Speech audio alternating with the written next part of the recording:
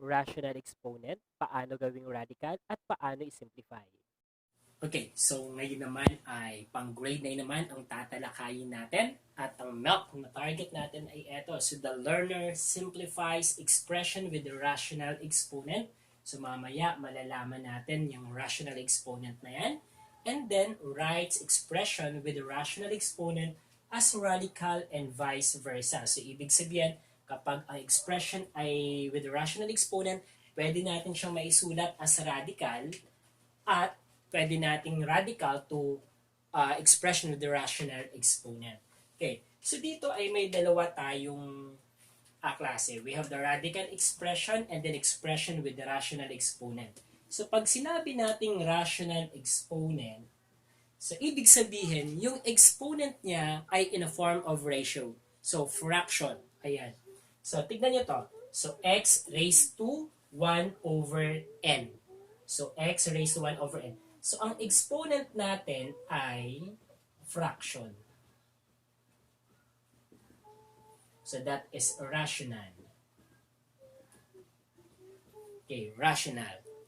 Okay. So, etong mga expression with rational exponent, ay pwede natin siyang ma-convert into a radical expression. Pag sinabi naman nating radical expression, ang present naman sa kanya ay ang radical symbol or radical sign. So, kapag may nakita tayong radical sign, ibig sabihin, it is a radical expression. Ano po? Okay.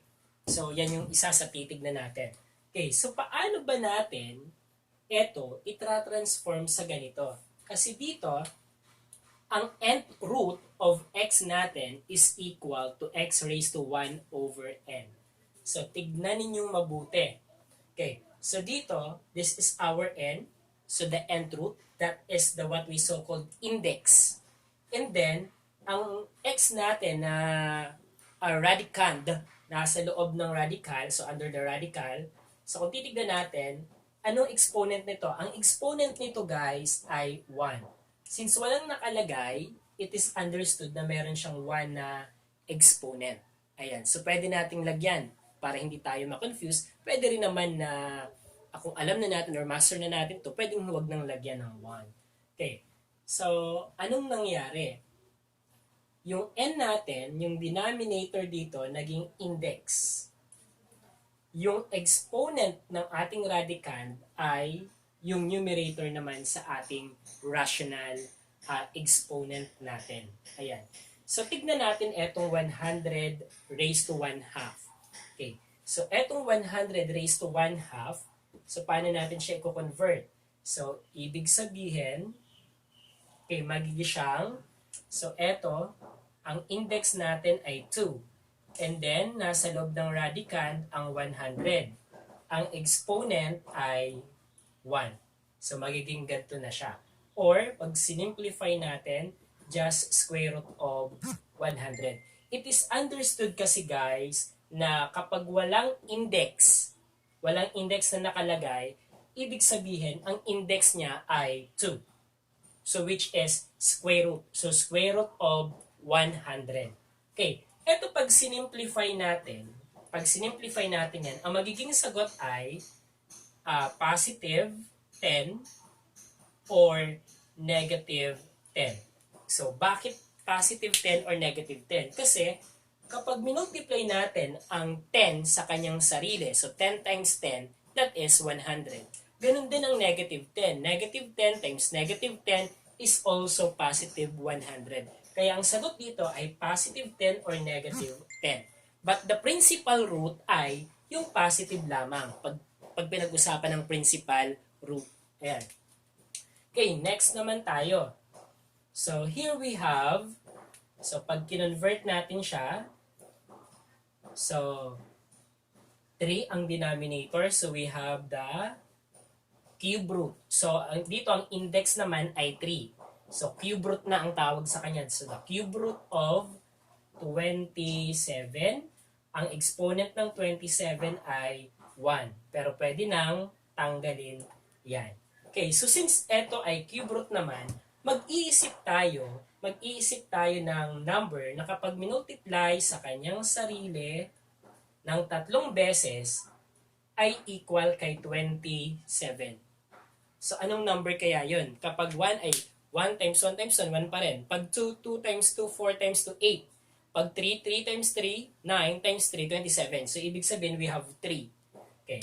So, here, so 3 times 3 times 3 is positive 27. So, dito, ang sagot natin ay 3 lamang.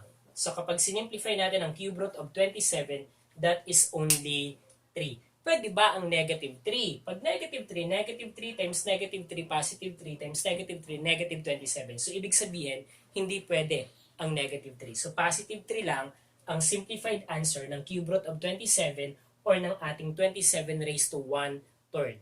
Okay, next. Okay, 81 raised to 1/4. So, paano naman to? So, since ang denominator ay 4, so we have the 4th root.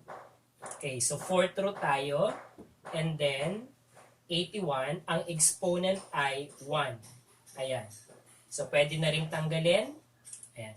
And then dito, since 4th root of 81 tayo, mag-iisip tayo ng number na kapag minultiply ng 4 na beses sa kanyang sarili, 81 ang magiging result. So, dapat ay 4 kasi 4th root tayo. Okay, so anong number kaya yon? Kapag 1, 1 times 1 times 1 times 1, 1 pa rin. Pag 2 naman, 2 times 2, 4 times 2, 8 times 2, 16. Next ay 3. 3 times 3, 9 times 3, 27 times 3, 81. So, ibig sabihin, ito ay 3, 3, 3, 3. Okay. So, dito, tignan nyo.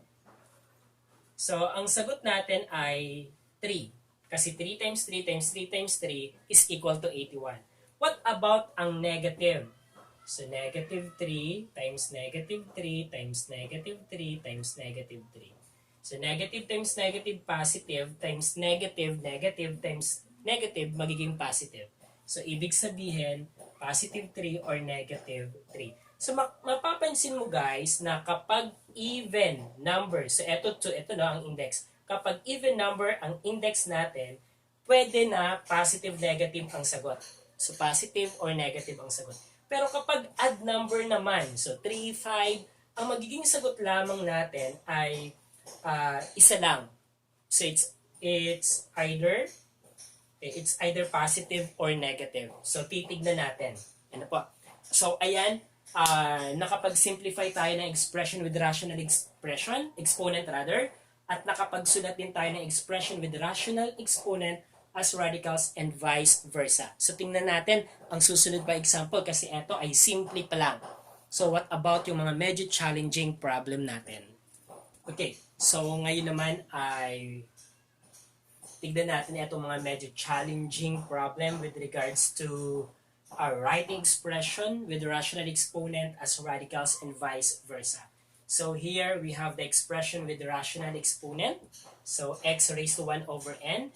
Then we will convert that 1 into a radical expression wherein nth root of x raised to 1. Okay, so paano natin mako-convert? So, una, yung number 1 natin ay b raised to 2 over 7. So, ang 7 natin magiging index. So, we have 7th root. Ang base natin magiging radicand. At ang exponent, ang numerator ng ating exponential rational exponent ay magiging exponent ng ating radicand. So, we have 7th root of b squared. Okay. So, next, we have the product of x, y raised to 2/3. Okay. So, paano naman to? So, again, yung 3 magiging index. So, we have the cube root of, we have x, y. And then, yung 2 natin, na numerator ng rational exponent natin ay magiging exponent ng ating base or ng ating radicand. So, x1. And then, ito ay pwedeng i-simplify. So, 3. Okay, cube root rather. Pag ito ay in-apply natin yung laws of exponent, so we have power of a power rule, so we will have x squared y squared. So ang sagot, it's either this one or this one. Okay. Next, eto naman, we have negative 5q raised to 2/5 or 2 over 5. Okay, tignan nyo dito guys. Ang cover lang ng ating 2 over 5 ay q lamang. Hindi niya kasama ang negative 5. So, anong ibig sabihin nito? So, ibig sabihin, we will just copy the negative 5. Or ibig sabihin kasi niya, negative 5 times q raised to 2 over 5. Hindi kasama or hindi cover ng 2 over 5 natin ang ating negative 5. Ang cover lang nito ay etong base na q. So, dito, etong negative 5 kinapi natin, and then eto ay convert natin into radical expression. So, we will have the fifth root. Okay, so fifth root because 5 is the denominator of our rational exponent. And then we have ang base natin na magiging radicand ay q. And then, ang exponent ng q natin ay magiging 2. Ayan. So, simplifying, we have negative 5 times the fifth root of q squared. Ayan, yan na yung magiging sagot natin. Okay, next, tignan nyo naman etong last example natin. So, negative 5q. So, nasa loob siya ng parenthesis, raised to 2/5. So, ibig sabihin dito guys, cover ng 2/5 nating rational exponent ang base na negative 5q since meron siyang parenthesis. So, dito, ang mangyayari, so, eto ay denominator ng ating rational exponent, magiging index siya sa radical expression natin. So, we have the fifth root. Okay, and then this is the base of the here. So, magiging itong radicand. So, negative 5q. So, pwede natin siyang ilagay pa rin kay parenthesis para hindi tayo ma-confuse. And then, may exponent na 2. So, ilagay natin dito ang 2. So, next, simplify natin. So, 5. Fifth root rather. And then, eto, pwede natin siyang i-distribute. So, we will have negative 5 squared and then q squared. Ayan. So, gumamit tayo ng power of a power rule of law of exponent. So, 1 times 2, 2. 1 times 2, 2. So, kasi ang exponent ng negative 5 ay 1, ang q naman ay 1. And then, eto, pwede pang isimplify. So, we have the fifth root. Eto kasing negative 5 squared ay may, may pwedeng simplify or pwede pang makuha ang specific number niya. So, negative 5 squared, ibig sabihin, negative 5 times negative 5, so that is 25. And then, q squared. Yan. So, it's either among the three. So, ito, or ito, ang pwede natin maging sagot kay radical expression.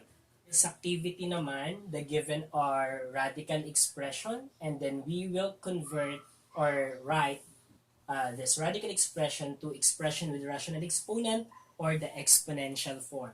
Okay, so paano nga ba? So, eto tayo. So, we have this. So, square root of 4b. So, ibig sabihin, so this 4b, the radicand, will become the, okay, this one will become the base. So, 4b. And then, lagay natin sa parenthesis. And then, ang index nito ay 2. So, we have an exponent here. So, 1 and then half or 1 over 2. Okay, so bakit 1 over 2? Kasi ito, ang exponent na to ay 1. So, eto na siya. Eto naman, it is understood na kapag square root, ang index ay 2. Kaya we have 1 half here. So, 4b raised to 1 half. Or this one, pwede rin siyang 4 and 1 half b in 1 half. Ayan. So, pwede siyang ganyan. And then, pwede rin i-simplify kasi ang 4 and 1 in 1 half natin ay, so 2 b raised to 1 half. Ayan. So, yan ang pwedeng maging sagot. Okay. Okay, next. Ito naman. So, dito, so we will have, so ito magiging base. So, a squared b cubed. So, since yan yung radical natin. Okay, and then, so eto, parang in-enclose natin and then lagyan natin ng 1 na exponent. It is just the same to this. Okay. Then, 1/5. Since ang index natin ay 5, kaya 1/5. Okay, so eto naman ay i-multiply natin ito dito sa exponent natin. So this one will become, so a raised to 2/5 and then b raised to 3/5. Okay, kasi 2 times 1/5, so 2 times 1/5, that is equal to, eto may 1 yan, so 2 times 1, 2, 1 times 5, 5. So 2/5, yun na yung magiging exponent ng a natin. Yung b naman, 3 times 1/5. So that is 3 times 1/5. Okay, ang 3 natin, may denominator yan na 1, ang mga whole number natin. So numerator times numerator, denominator times denominator tayo. 3 times 1, 3. 1 times 5, 5. So 3/5. So that's why here we have 3/5. Ayan. So naging exponential form na siya. Okay. So next tayo. Okay. So eto naman. Okay, ang base natin ay 3BC. Okay. And then, so eto, ang exponent nito ay 1.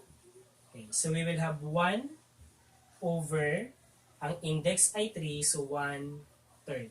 Then pag sinimplify siya, so 3 raised to 1/3. So eto, minultiply dito sa exponent nito, sa exponent nito, sa exponent nito.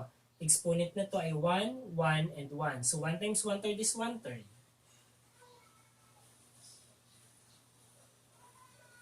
Okay, so eto ang magiging exponential form niya, or pwede na rin namang ito. Okay, next, ito naman. Okay, so ito, so by the way, ito ay equivalent ito kay square root of xy times square root of xy times square root of xy times square root of xy times square root of xy. Since 5 ang exponent, 1, 2, 3, 4, 5. Ayan. And then, kapag inano natin to, sinimplify natin yan, this is equivalent to, so x, y, x times x times x times x times x, so that is 5.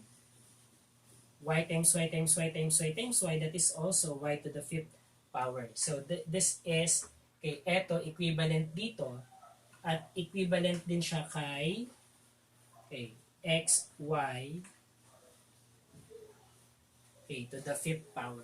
So eto, saka eto ay the same lang. Okay. So, paano natin na siya gagawing exponential form? So, ang mangyayari, okay. So, we will now have here, so xy is the base. And then, kung titignan natin, ang exponent ay 5. Kaya dapat ay 5 ang numerator ng ating rational exponent. And then, ang denominator naman ay 2. Ayan. So, 2 kasi ang index niya ay 2. So, this is now the answer. Or, pag sinimplify natin, so pwede nating i-multiply sa exponent ng xy natin. So, x raised to 5 halves, y raised to 5 halves. So, pwede to, pwede na rin ito. So, sana'y maging gabay ito para masagutan nyo ng tama ang mga exercises sa inyong module. So, i-try naman natin etong mga problem na to. So, ang direction na gagawin natin ay ito. Express into radical expression, then evaluate. So, the given are exponential expression, and then gagawin muna natin siyang radical expression, then i-evaluate natin or isi-simplify.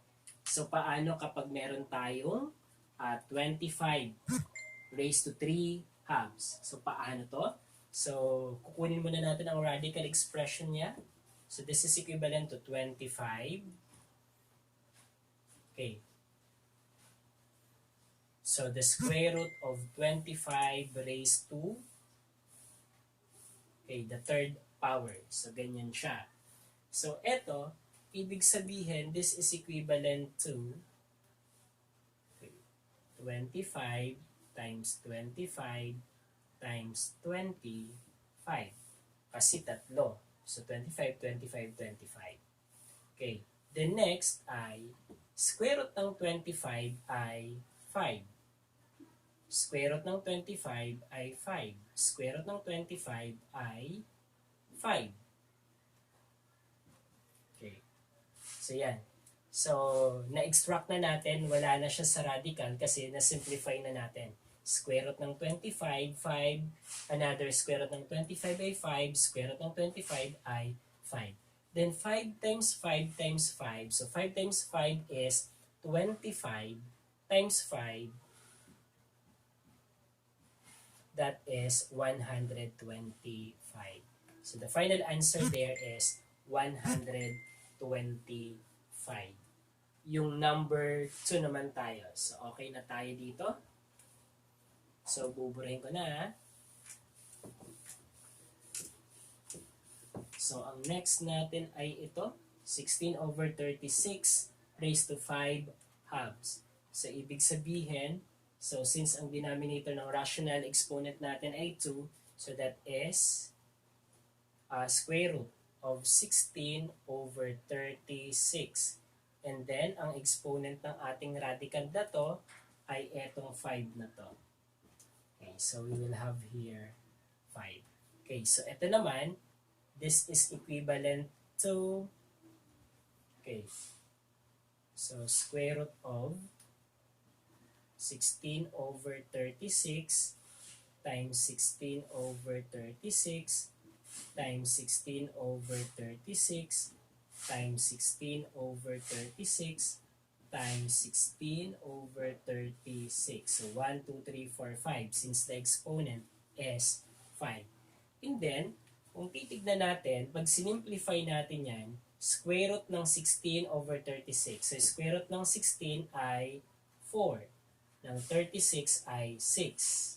So, magiging 4 over 6, 4 over 6, 4 over 6, 1, 2, 3, 4, 1, 2, 3, 4, and then another one, 4 over 6. Ayan. And then, kung titignan natin, pwedeng mas-simplify kasi 4 and 6 ay divisible by 2. So, divide by 2, divide by 2. So, we have 2/3. So, ibig sabihin, ito din. So, pwedeng mas-simplify din to into 2/3. So, 2/3, okay, 2/3, 2/3, okay, 2/3. Then, times. Okay. So, 2 times 2 times 2 times 2 times 2. So, 2 times 2, 4, 8, 16, 32. So, we have 32.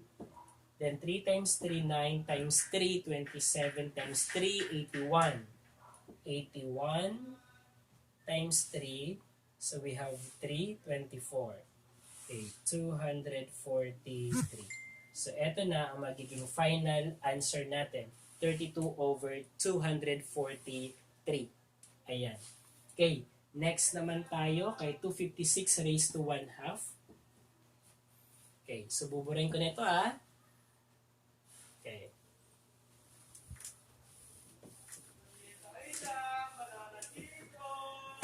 Okay, so we have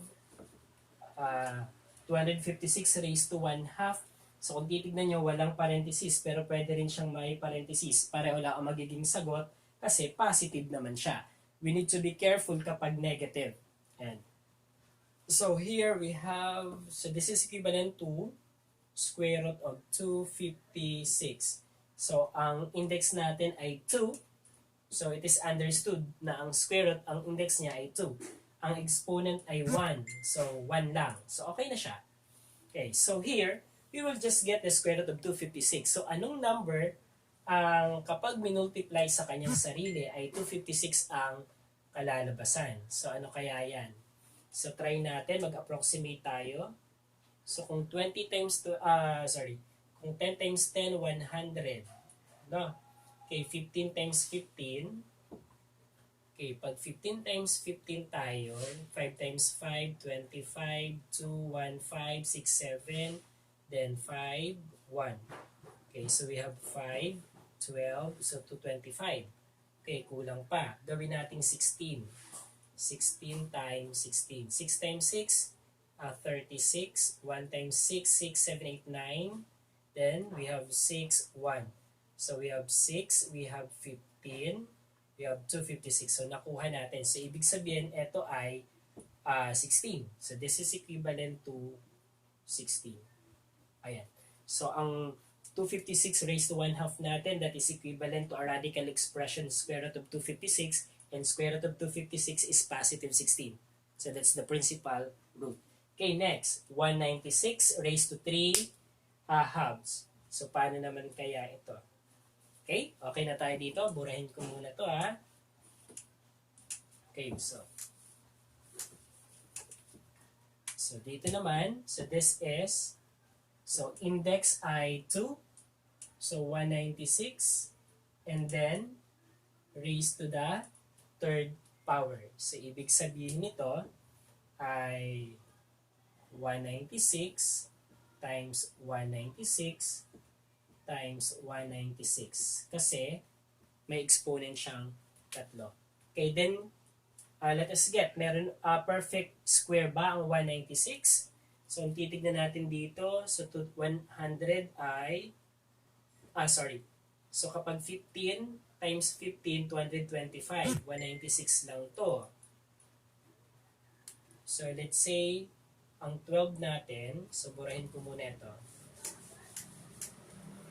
Okay, pag 12 tayo, so 12 times 12, alam ko ito ay 144 eh.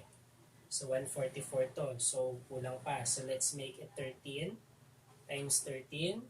So 3 times 3, 9. Okay, hindi. Gawin natin 14 times 14. Okay, 4 times 4, 16, 1. 1 times 4, 4, 5. Then 4, 1. 6, 9, 1. So 196. So ibig sabihin, this is 14. So square root ng 196 ay 14. Another 196 ay 14. Another 196 ay 14. Ayan. Then, i-multiply natin yon. So, kung etong 14 times 14 ay 196, so times 14 pa tayo. So, para makuha natin yan. So, we have 196. Okay, so dito tayo. Okay, 196 times 14. Okay, so 4 times 6, 6, 6, 12, 24. Then 9 times 4, 9, 9, 18, 18, 18, 36, 37, 38. We have 4, 5, 6, 7. Okay, then we have 6, 9, 1. Okay, 4. We have 8, 9, 10, 14. We have 17. Okay, we have 2. So here, the final answer is 2,744. So this is the final answer of 196 raised to 3 halves. So this is equivalent to this radical expression, square root of 196 raised to the third power. Okay? So, ito ay equal din kay square root of 196 cube. Ganyan. So, ano rin siya, equal din siya dyan. And then, so that is equivalent to 2,744. Okay. Next naman tayo ay eto. So, same direction tayo. We will express into radical expression. Then, i-evaluate natin. So, 8 raised to 2/3. So, magiging siyang, so, ang index natin, ang denominator ng rational exponent natin ay 3. So, yan yung magiging index ng radical expression natin. So, we have the cube root of 8, so, squared. So, this is equivalent to, okay, the cube root of 8 squared. So, that is just the same. Okay, so, tignan natin, kasi eto, this is equivalent to the cube root of 8 times 8. So, yan. So, ang 8 ba ay perfect cube? So, eto bakit dalawang 8? Kasi ang exponent ay 2. So, 8 times 8 yan. So, ang 8 natin ay perfect cube. So, anong number ang imumultiply natin sa kanyang sarili para ng 3 beses para ang maging result ay 8. So, the answer is 2 kasi 2 times 2, 4 times 2, 8. So, ibig sabihin dito, ang sagot natin ay 2. Kaso, meron pa tayong 8. So, cube root of 8 then, that is 2. So, multiplying, the final answer is 4. So, ang final answer natin ay 4. Okay, next naman. So, tignan natin, sana kasya dito. We have 16 raised to 3/4. So, ibig sabihin, that is the 4th root of 16 raised to the 3rd power. Or this is equivalent to the 4th root of 16 raised to 3. Ayan. So, eto, kung i-analyze natin, so we have the 4th root of 16 times 16 times 16. 1, 2, 3 kasi ang exponent ay 3. Okay, so this is just the same to this. Ito naman, pag ginanyan ay magiging the same lang din. Okay, so the 4th root of 16, meron ba or perfect 4th root ba ang 16 natin? So anong number kaya ang kapag binultiply sa kanyang sarili ng 4 na beses ay 16 ang magiging result? So try natin ang 2. So, 2 times 2, 4. 4 times 2, 8. 8 times 2, 16. So, ibig sabihin, na multiply ang 2 sa kanyang sarili ng 4 na beses at ang result ay 16. So, therefore, ang sagot dito ay 2. So, 4th root of 16, 2 rin. 4th root of 16, 2 din. Then, 2 times 2 times 2. So, that is 8. So, the final answer for that is 8. Okay, next tayo. So, burahin ko to. Okay, so we have 27 over 64 raised to 2/3. Okay, so ang mangyayari dito, we will have the cube root of 27 over 64, then raised to the second power. So, this is also equal to the cube root of 27 over 64 raised to the second power. So, that is just equal. Okay, so eto, pag in-expand natin, gaya ng ginagawa natin, so we have the cube root of 27 over 64.